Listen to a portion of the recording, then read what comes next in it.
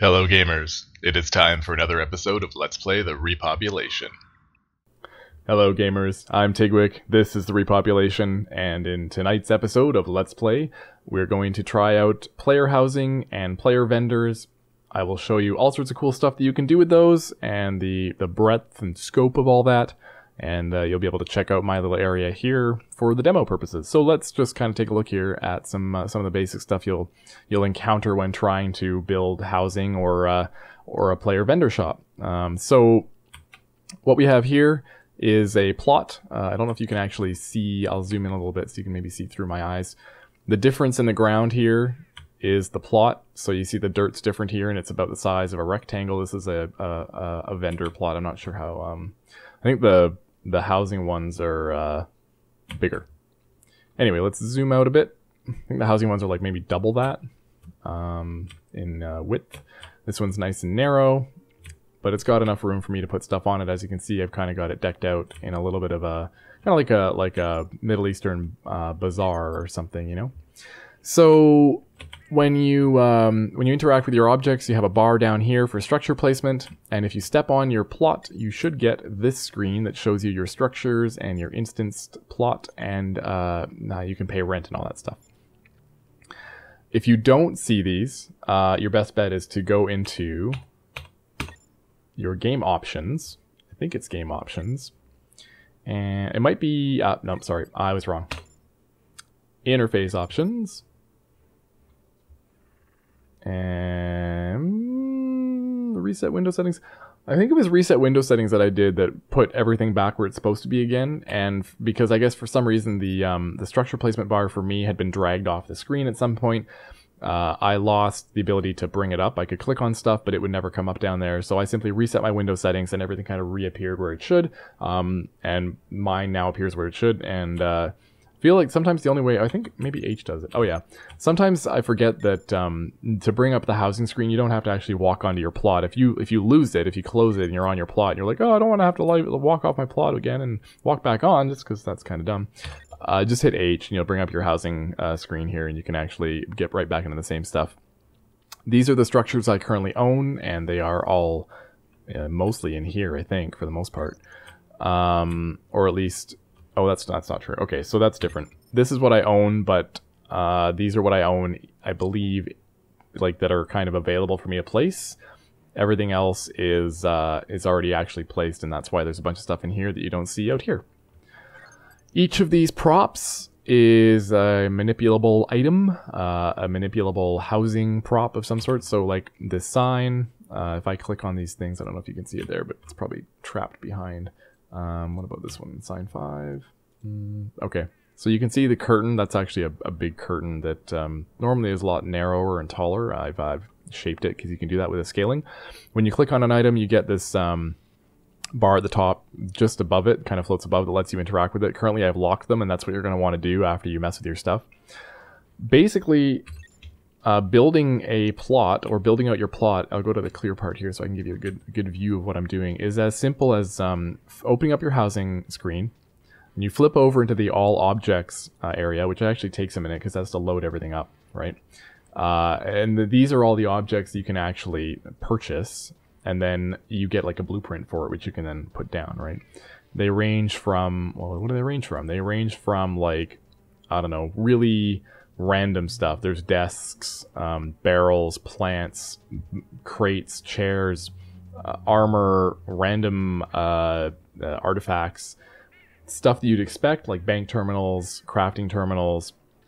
Vendors are the player vendors down in this section down here. It's cost like $5 grand, and you can buy one of those. There is signage. There's all sorts of props that make your stuff look kind of cool. There's weapons. I've put a bunch of weapons in my display case. I'll show you that in a sec. There's benches, walls, lighting, all sorts of stuff. Just incredible amounts of props. Now, at first, this might seem like, I mean, that's cool. These are neat props, but you know, I mean, that seems still fairly limited. There might only be, I don't know how many there are here. There's 459.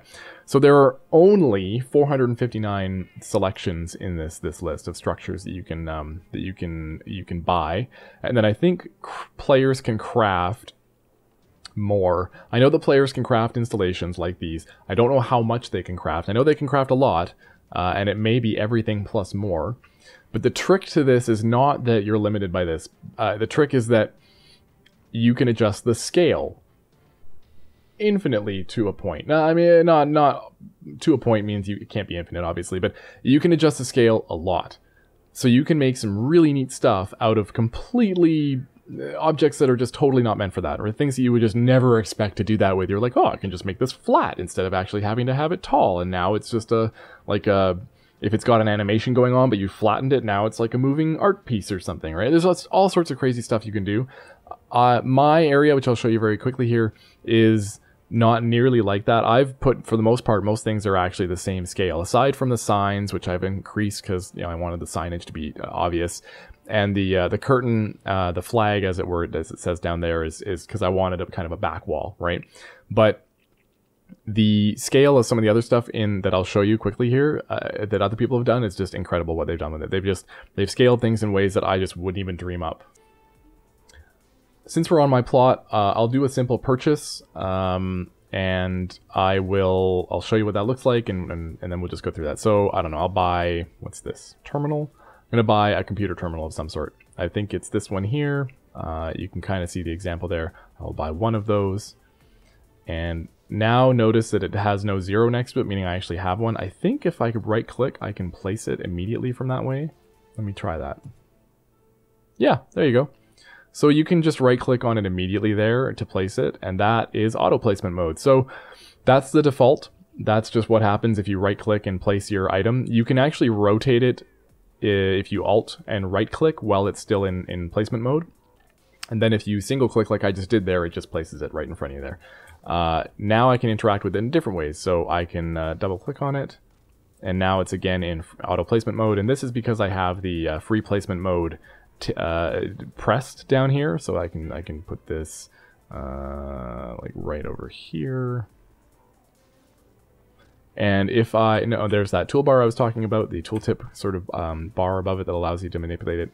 Close the housing there. Okay, so I can flip into free placement, rotation mode, fixed placement mode, scaling, rotating, fixed, and this is free rotation. And then you can copy and paste your settings and you can reset. So it's a little counterintuitive at first. You kind of have to know how to interact with the object. So the object is there, I want to rotate it. You'd think, oh, I can click rotate, or you can click up here on the little rotate things. This is true. You can definitely click on these and it will rotate in place on one axis. But if you want to rotate on other axes, you have to do that yourself, and you have to choose the right tool. I choose the fixed placement rotate option here, and then you double click on your item or your prop, and now it's in fixed rotation mode. And so if I scroll, it will rotate on various axes, and depending on what modifier key I'm holding down, like shift is for very precise rotation, control is rotating on that axis, by default it rotates on this axis, and finally, if I hold Alt, it will rotate on this axis. So all three dimensions you have all three dimensions to rotate the object through, and it's that simple. You can also scale it in a similar fashion. So if I choose the scaling tool now, and I just double click on it, it will scale according. Let me double click on it again. Make sure that there you go. The fixed scale mode comes up. Now, if I use my mouse wheel here, it will scale appropriately. If I hold down Alt, it will only scale on one of these. Same if I hold down Control and Shift. And you can use that to your advantage. If you want to scale it only on the, only on one axis, you can scale it so it squishes. Like, look at this. I can squish this terminal now. Now it is a very narrow, almost 2D terminal that I've created because I decided to scale it on the one dimension. And I can make it really wide. So that's scaling. You can move with a similar way. You just, again, double click on your item, make sure it's in the right mode there. Come on. Where is it not registering? Come on, computer. There we go. And the same thing, I'm just scrolling the mouse wheel here. and it moves around on various axes. So it's really simple. If I hit escape, it just cancels everything that I've been doing to it, so it's just a good way to reset the item if you want it to go back. It's possible to scale it out of dimension to the point where you can't actually manipulate it anymore, and you don't want that to happen, so you hit escape and it goes back to normal. No problem. My plot, again, I was saying, is very plain. There's not a lot going on. I've got, you can't really see them now because it's dark, lovely. But these are all prop weapons that I've got in here since I am a melee weapon and fitting vendor. And you'll see that I've got a collection of stuff on my player vendor here. So player vendors, you purchase for $5,000. You place them wherever you want, similar to other props. This is a bank, by the way, there, and I've put some screens in the back for just to make it look kind of cool, right? So if I click on him, there's my stuff for sale.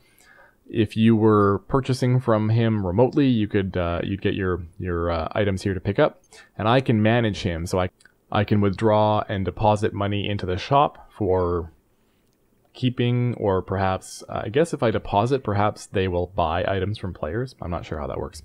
Change the name, and I can delete the shop overall. You don't currently get a notification when something sells, so you just end up having money in your shop here, so you just have to check it periodically and see if anything's missing, and then if so, you probably have money here waiting to withdraw, and happy-go-lucky times, you now are making money. That's how simple it is to run your player shop. There's not a lot to it. Let's go check out some other stuff around here and show off what people have done. Pretty cool trailer it looks like there with some vendors inside. Not sure who this one belongs to. That might be Tizen. And Locutus is the fellow who's created this one over here. Locutus Picard. He's got his sort of building with his vendors on top and inside. He's got a lot of vendors. People will use them for storage. If they have a lot of money, they'll use them for just having different categories of things that they're selling. This is the crafting construction area of our nation, with all the vendors you need are all surrounding you here. Every single vendor for every single crafting subtype is here, and you don't really ever need to leave unless you have to go harvesting or something. Where can I show off? These are some good examples of scaling and stuff, because these, a lot of these have been scaled up, but there's some very good examples of things being scaled down. Now, for one, this particle board is scaled up, so that's actually something that is normally the size of, I don't know, it's usually pretty small. And so this forms the floor of our crafting area, this particle board here, which is kind of cool. And what else? These ramps, I believe, are scaled up. The fencing might even be scaled up. Oh, we don't have any more railing around the outside. At one point, when Andy was working on the railings, something desynced, and so half the railings were what they were supposed to be, and the other half or more ended up kind of skewing, and they lost their scaling, and it just the whole thing ended up looking really ridiculous, unfortunately. But that's just kind of how it goes right now with player housing and the nation housing and stuff.